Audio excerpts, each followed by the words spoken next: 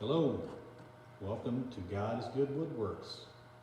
We are a hobbyist woodworker channel, and we focus primarily on building handmade hardwood and grain cutting boards, mainly for people who are undergoing treatment for cancer. We recently had cancer touch us personally, and we are cancer free now. It wasn't myself, but my wife, who was diagnosed with breast cancer a little over a year ago. And out of that happening, this channel was somewhat born, I guess you would say.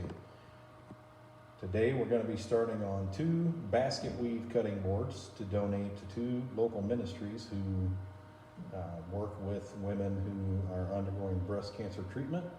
And this is the look we're going for. This is a board that I built a couple of years ago, or a year and a half ago. And this is not an end grain board. This was when I first got started building cutting boards. And this was before I transitioned into end grain. I build end grain boards exclusively now. This board is edge grain. But I need to build 2 boards. I'm going with this pattern, this basket weave pattern, but with, rather than edge grain, we're going to try to do end grain.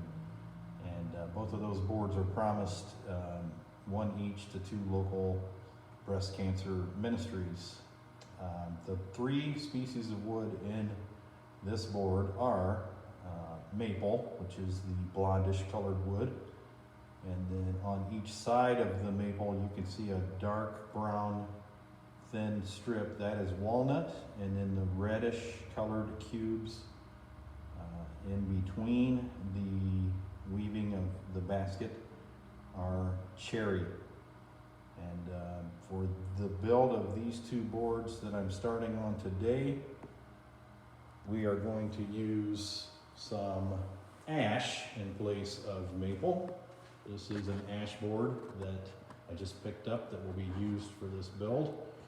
And then over here on the other side of the shop slash garage, we've got cherry to the left and then maple to the right. I don't anticipate using any of this maple for these 2 builds because it's not thick enough, and I don't really want to laminate it. That was the original plan, was to laminate multiple boards to get it thicker. You can see, if I move the camera over here, that this stack here is 1, 2, 3, 4, 5 boards deep. And then this is some basically scrap maple that the hardwood dealer just threw in for free. And he, upon a little research on my part, trying to find out if ash was a good material for cutting boards. It is. After a Google search, I found that it is excellent for that use. And went back to him today after picking up this cherry and maple yesterday. I went back to him today to get ash because he had some ash that was thick enough for this build, or these 2 boards I'm going to build. Since this is the first video I've ever made, you'll find out quickly that I am not a videographer. I am not a narrator. I'm not even a woodworker by trade. It's a hobby. But since this is the first video that I've made for this channel, I thought I would show the tools that I use to build these boards. That there is a little 4-inch jointer that I picked up locally on Facebook Marketplace for essentially a steal. Did not have a motor, but I picked up this motor for free from someone in my family and put that on there. Built this cart to put the jointer on. This jointer has a 4-inch cutting capacity. With this addition that I put on the fence to square the fence up to the bed a little bit better.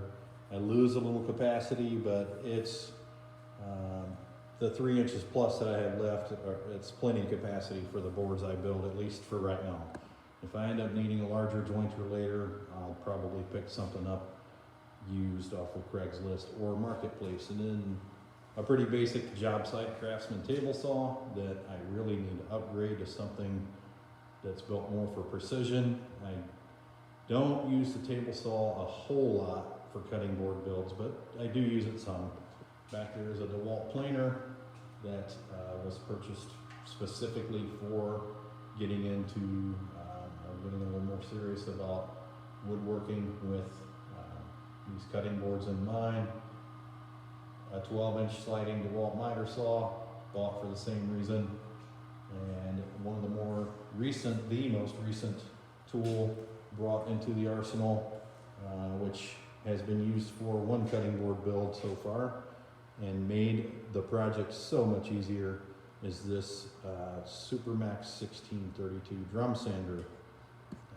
This thing is phenomenal in what it can do to make building an in-grain cutting board a lot easier, and it produces fantastic results, which I expect to only get better as I learn how to use this machine better. I do have to keep an eye on the belt tracking. That belt can tend to wander from one side to the other, and you can adjust that with these little built-in captive wrenches right here. But if you watch it, just kind of keep an eye on it as you're using the machine and make adjustments while it's in use. If you stay on top of it, it won't get out of alignment bad enough to chew up the edges of the belt. You can see a little bit of damage on this belt from me being a rookie with the machine and not paying enough attention, but for the most part, I'm able to watch the tracking now and kind of stay on top of it. And then that's just a note to tell me what grit of sandpaper is currently on that drum. I'm going to show you the drum. It's a 4-inch drum, currently with 120 grit sandpaper on it. That's the finest grit that I use for sanding these boards. And it does leave some scratches in the board that I end up taking out with a random orbit sander. And if you're in the market for a drum sander and you have the budget for it, I would say do it. You will not regret it. And these things, you can find all kinds of videos on YouTube about drum sanders, but these things are really worth their weight in gold with how much easier they make woodworking. I'm trying to show you this edge over here of the drum sander, why it's capable of a 32-inch piece of stock going through it. This side here, which would be the left if you're standing on the feed side of the machine, that is open right here. There's nothing preventing a board wider than this feed belt.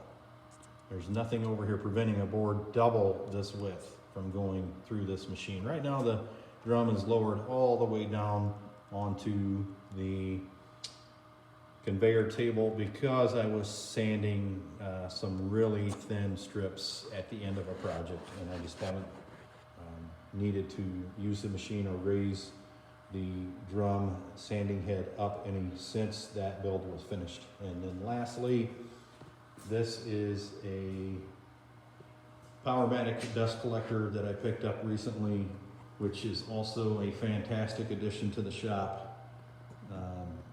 as it relates to keeping the shop clean.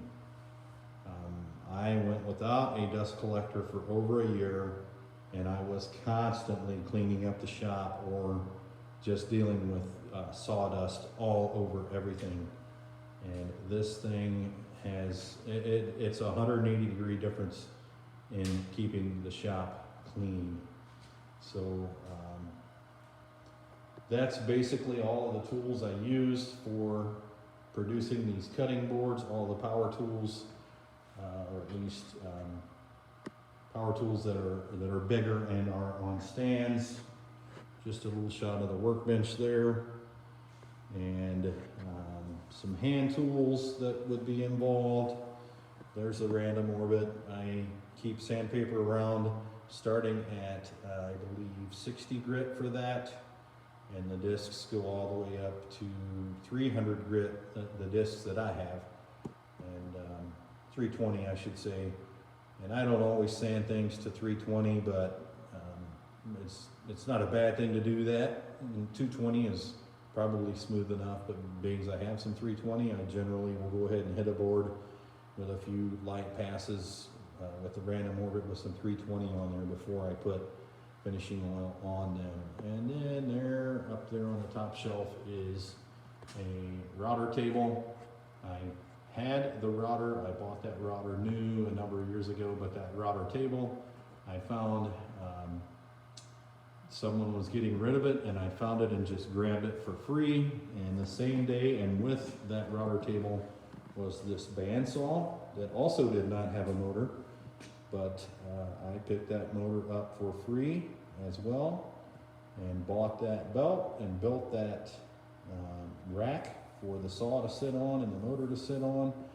I do use this bandsaw from time to time a little bit, and it is on my agenda to build a stand to get that saw up off the floor, a stand somewhat similar to the one that the jointer sits on, which is just some 2x4 screwed together with some construction screws and put on some locking casters. And one more tool I just realized I did not show is this rigid oscillating belt / spindle sander. I do use this sander a little bit in the production of the cutting boards from time to time. Had this sander a little over a year, and mainly had used the belt, have not used a spindle on it until last weekend. And you can see the sand, the sawdust on that largest spindle right there.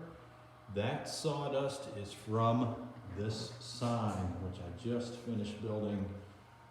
The paint dried overnight last night, and that spindle was used to scallop the four corners, cut those little coves or quarter circles out of those four corners.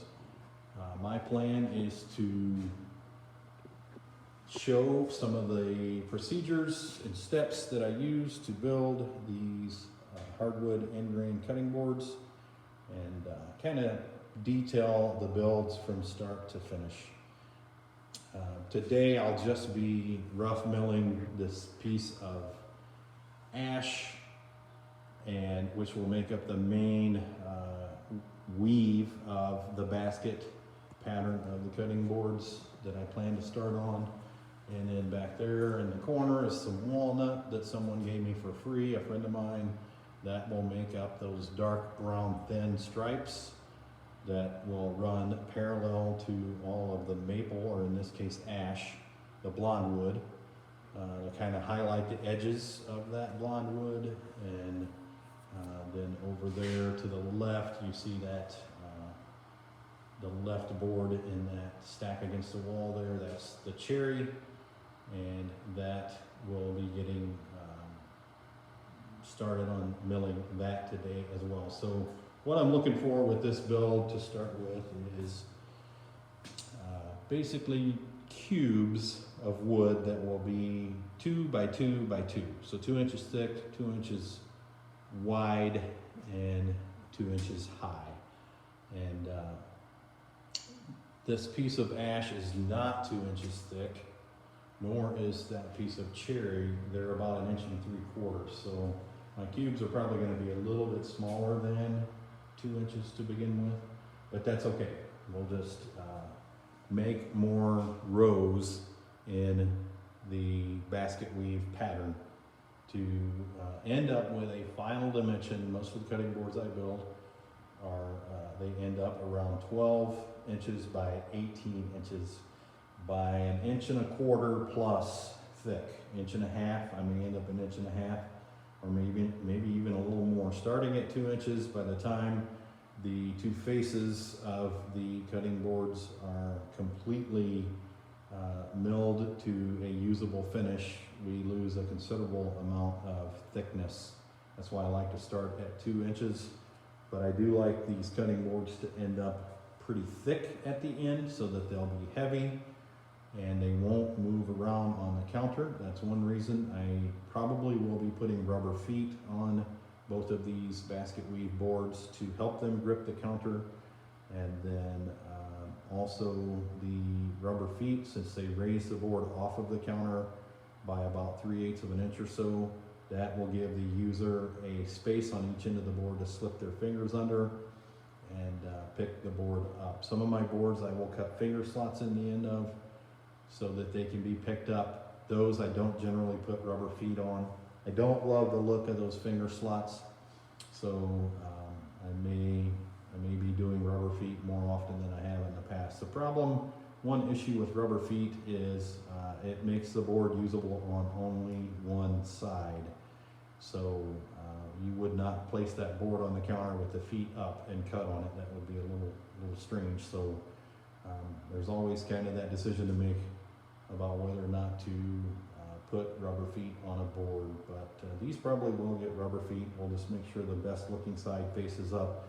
And then another reason that I like to keep the boards thick at the end is for those people who are willing to actually cut on them. Many people that we give these boards to say they will not place a knife to them for fear of scratching them because they look so nice. And that's not our intent. We're not out to build artwork.